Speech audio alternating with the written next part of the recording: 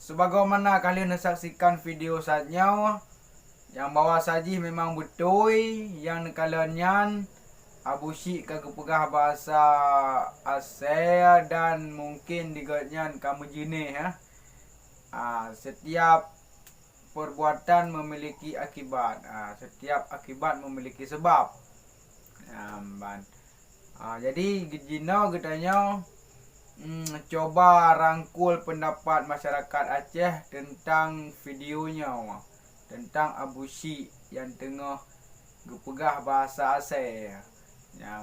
Untuk kejelasan pendapat orangnya mungkinnya secara random dah pilih.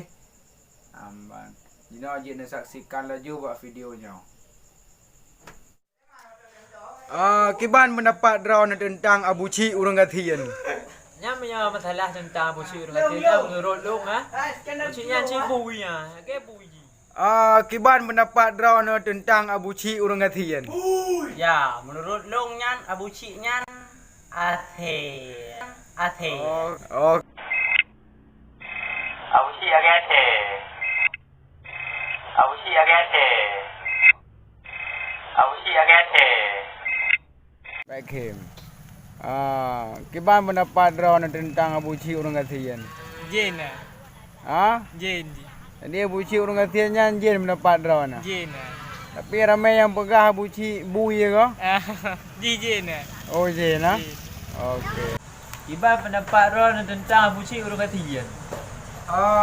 Menurut Long, Abu Syik orang Gatian nyan kagak keterlaluan. Kan? Dan menurut kamu pendapat urang Dayak, Abu Syik orang Gatian nyan sejenis bui. Walaupun tak kalah secara lahir gaknya manusia. Tapi sang bak menjenis sifat gaknya lebih kepada bui.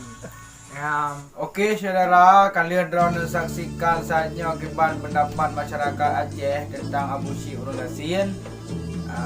Jadi saudara Long berdua like, komen dan subscribe supaya channel Abdul Gaza nyo nak berkembang. Ya, untuk water dan segala kekurangan dari Long. Ya, terima kasih kerana tim kunjungi situs Long.